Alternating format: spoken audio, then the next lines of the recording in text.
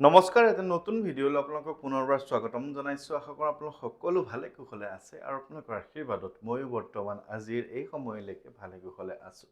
যোৱাকালি আৰু পৰহি মই নাছিলোঁ। গোগামুখ আৰু লখিমপুৰ গৈছিলোঁ। মাজুলী যোৱাৰ কথা আছিল যদিও একেবাৰে শেষ মুহূৰ্তত তেওঁলোকৰ অনুষ্ঠানটো বাতিল কৰা হৈছে। বা ঠিক তেনেকৈ ধেমাজি যোৱা কথা আছিলে, ধেমাজিও সম্পূৰ্ণ টাউনলৈকে যোৱা নহ'ল। গোগামুখৰ পৰা মই লখিমপুৰলৈ আহিলোঁ। লখিমপুৰৰ পৰা কালি আহি ৰাতি 9মান বজাতে ঘৰ পাইছোঁহি। আৰু আজি মোৰ গৃহলৈ আহিছিলে মুম্বাইত থকা মৌচুমী বাইদেউ। তেওঁৰ সৈতে মই বহুত দিনৰ সৈতে যোগাযোগত আছোঁ।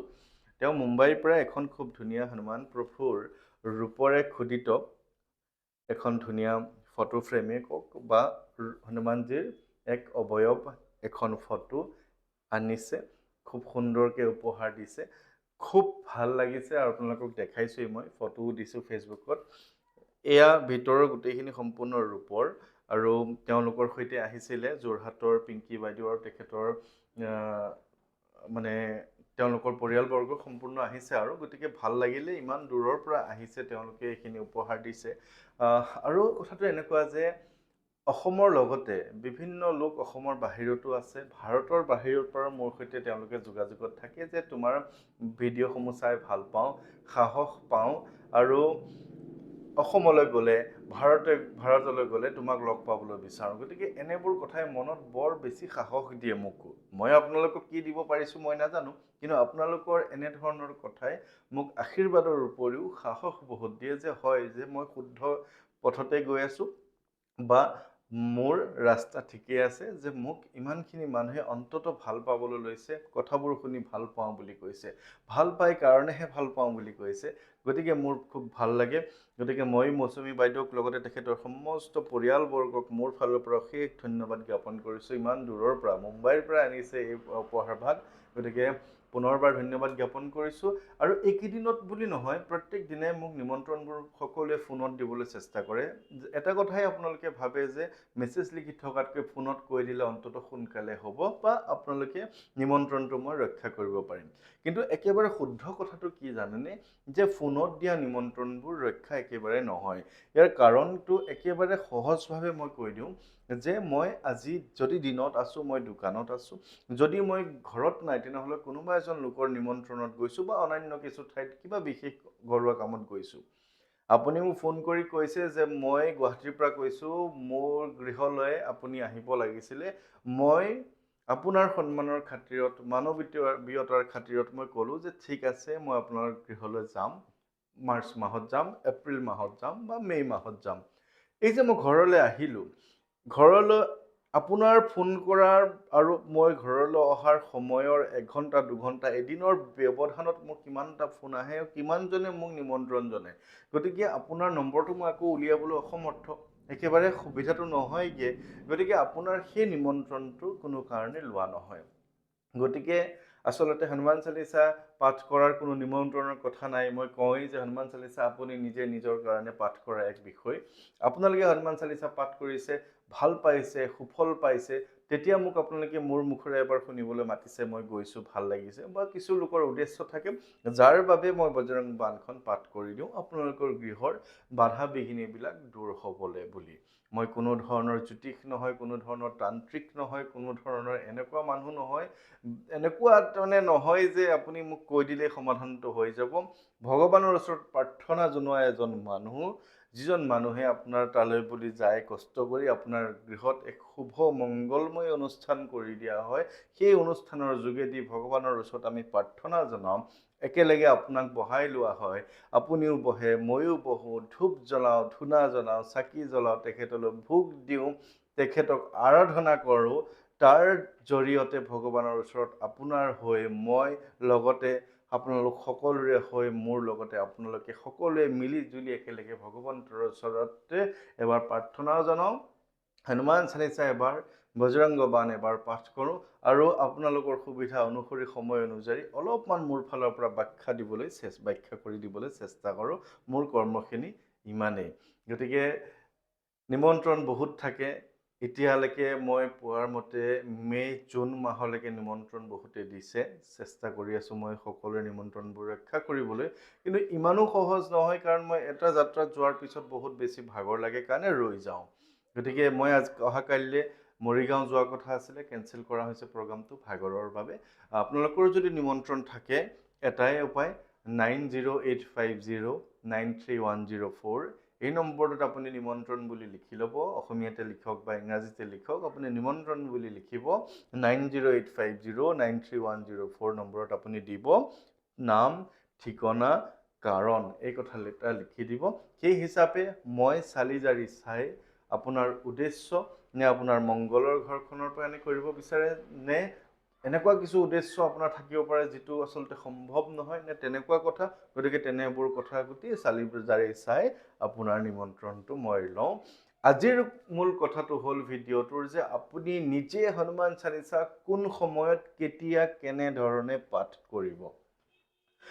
প্ৰত্যেক দিনাই প্ৰশ্ন আহে যে অমুকে মোক কৈছে সন্ধিয়া পঢ়িবলৈ, ঠিক এজনে মোক ক'ব যে অমুকে মোক কৈছে ৰাতিপুৱা পঢ়িবলৈ, কোনোবা এজনে ক'ব যে দুপৰীয়া পঢ়িবলৈ, কোনোবা এজনে ক'ব যে ৰাতি পঢ়িবলৈ, আৰু কোনোবা এজনে ক'ব যে ব্ৰহ্ম মুহূৰ্তত হনুমান চালিচা পাঠ কৰিব লাগে।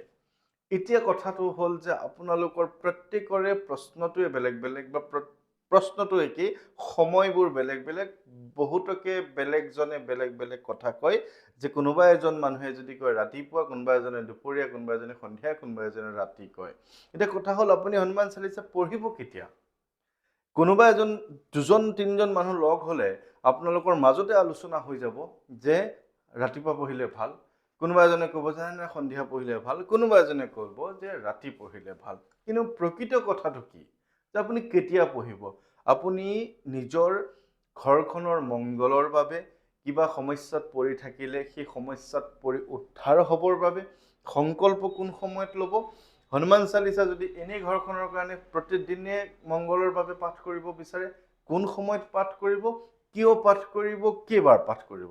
এই প্ৰশ্নটো হৈছে এটা ডাঙৰ প্ৰশ্ন, আৰু এই উত্তৰটো দিবলৈ মই চেষ্টা কৰোঁ যে আগতেও কৈছোঁ যে হনুমান চালিচাখন পাঠ কৰিবলৈ কোনো এনে ধৰণৰ নিৰ্দিষ্ট সময়সূচী নিৰ্ধাৰণ কৰি থোৱা নাই কোনেও।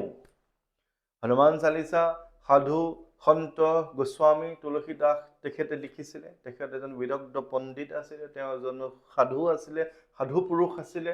তেওঁ গোস্বামী তুলসীদাসে বিভিন্ন সময়ত পৰিস্থিতিত সাপেক্ষে হনুমান চালিচা, বজৰংগ বাণ, শ্ৰীৰামচৰিত মানস, হনুমানশ্বক বা বিভিন্ন ৰাম প্ৰভুৰ লগত জড়িত হনুমানজীৰ গোটেই কথাবোৰ বৰ্ণনা কৰি ৰাখিছে, যিবোৰ আমি পাঠ কৰিছোঁ।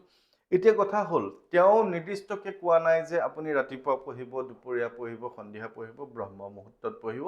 এই গোটেই কথাখিনি আমাৰ মানুহৰ কোনোবা নহয় কোনোবা এজন মানুহে নিজৰ ফালৰ পৰা কোৱা কিছু পৰামৰ্শহে মাথো।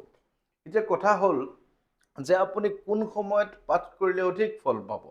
অধিক ফল বুলি কি কথাটো আছে? আপুনি ভগৱানৰ নাম গুণ স্তুতি কৰিব, তেখেতক মাতিব। ইয়াৰ বাবে আপুনি এনেধৰণৰ যে 7 বজাত সন্ধিয়া পাঠ কৰিব লাগিব, আপুনি কেনেকৈ পাঠ কৰিব? আজি যদি আপুনি ভাৰতত 7:10 হয়, আপুনি অসমত 7:10 হয়, ভাৰতেৰে অন্য এখন জেগাত হয়তো 7:15 হ'ব, কোনোবা এটা জেগাত হয়তো 6:45 হ'ব, বিদেশত আজি ৰাতিৰ সময়খিনি হ'ব দিন। হনুমানজী যদি আমেৰিকাৰ বাবে বেলেগ, আমেৰিকাত থকা হিন্দু মানুহখিনিৰ কাৰণে হনুমানজী বেলেগ এজন, ভাৰতৰ বাবে বেলেগ এজন, আফ্ৰিকাৰ বাবে বেলেগ এজন, তেনেকুৱা হয় জানো?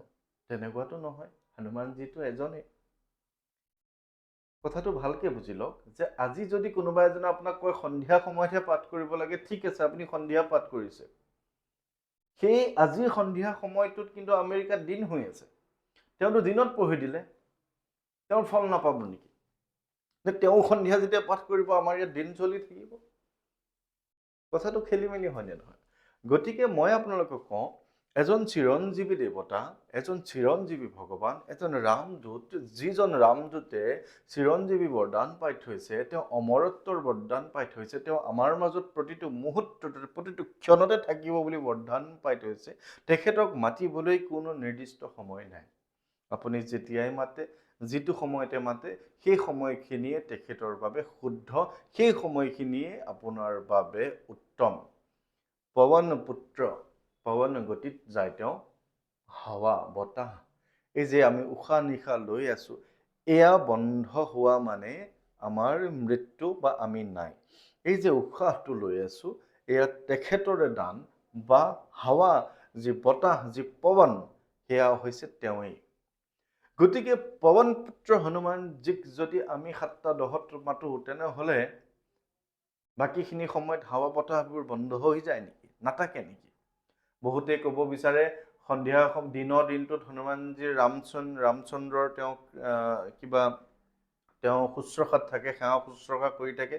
গতিকে হনুমানজীয়ে ৰাতি আপোনাৰ কাৰণে কাম কৰিব, দিনত আপোনাৰ বাবে কাম কৰিব নোৱাৰে।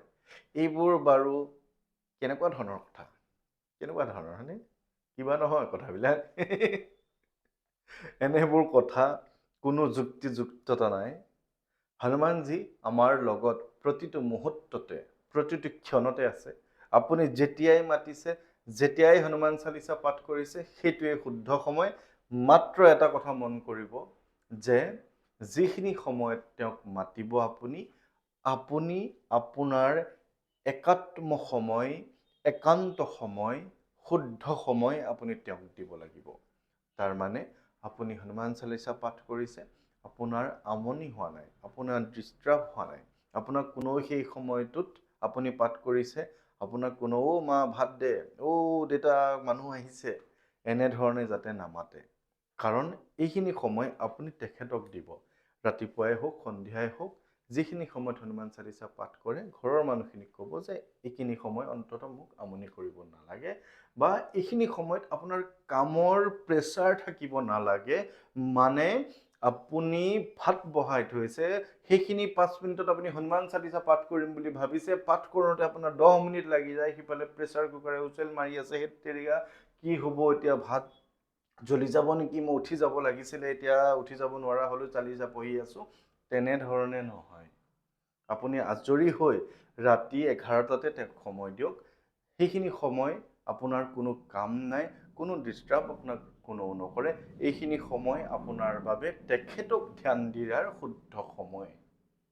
গতিকে তেখেতক মাতিবলৈ কোনো নিৰ্দিষ্ট সময় নাই। যি সময়তে মাতিছে, সেই সময়তে তেওঁ শুনিছে। তেওঁ ৰামদূত অতুলিত বল ধামা, অঞ্জনী পুত্ৰ পৱন সুত নামা। তেওঁ অতুলিত বলৰ ভাণ্ডাৰ, তেওঁ বল অতুলনীয়। তেওঁ প্ৰতিটো মুহূৰ্ততে আমাক সহায় কৰে। চাৰো যুগ প্ৰতাপ তোমাৰা, হে প্ৰসিদ্ধ জগত উজিয়াৰা।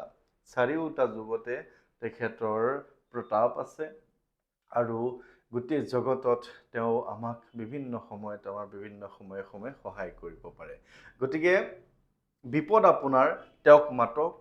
এতিয়া হস্পিটেলত কোনোবা এজন মানুহ আছে, সেইখিনি সময়ত আইচিউত থৈছে, তেৰিকা সন্ধিয়া সময়তহে মোক পঢ়িব দিছিলে, এতিয়া দিনতে তেওঁক আইচিউত সোমাই দিলে, মই এতিয়া হনুমান চালিচা পঢ়িবলৈ সন্ধিয়ালৈ ৰ'ব লাগিব। এনেকুৱাতো নহয়। আপুনি যেতিয়াই মাতিছে, যিখিনি সময়তে মাতিছে, তেওঁ আপোনাক সহায় কৰিব আহিবই। গতিকে কথাবিলাক মোৰ তেনেকুৱাই, বেয়া চেয়া নাপাব। আপোনালোকৰ মৰম আশীৰ্বাদত আগবাঢ়ি আছোঁ। ভুল ভ্ৰান্তিবোৰ দেখুৱাই দিব, কিন্তু তৰ্ক কৰিবলৈ চেষ্টা নকৰিব, বেয়া পাওঁ। কাৰণ শুদ্ধটো ভালকৈ যেতিয়া মই ভুল কৰিছোঁ, কিবা এটা আপুনি মোক ধুনীয়াকৈ আঙুলি দিয়ে, ইটিকিং কৰি কথাটো ক'লে মোৰ মনটো বেয়া লাগে। কাৰণ ময়ো বহুত বেছি অধ্যয়ন কৰিব লাগে, পঢ়িব লাগে, বা সাধনা এটাৰ প্ৰয়োজন হয় কথাবোৰ কওঁতে, এনেইতো কৈ নিদিওঁ। গতিকে সেয়াই আৰু, ভালে কুশলে থাকিব। পুনৰবাৰ মই মৌচুমী বাইদেউৰ লগতে তেখেতৰ পৰিয়ালবৰ্গক এই সুন্দৰ উপহাৰভাগ দিয়াৰ বাবে অশেষ ধন্যবাদ জ্ঞাপন কৰিছোঁ। আজি পাছপৰ্ট এপ্লাই কৰিছোঁ, জানেনে?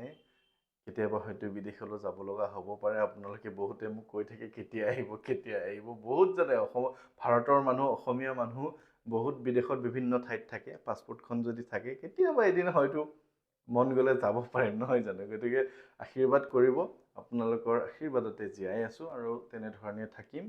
ভুল ভ্ৰান্তি সদায় আঙুলিয়াই থাকিব, ভালে থাকিব, কুশলে থাকিব, আৰু সকলোৰে কুশল মংগল কামনা কৰি আজিৰ এই ভিডিঅ'টো ইমানতে সামৰণি কৰিছোঁ। জয় শ্ৰীৰাম।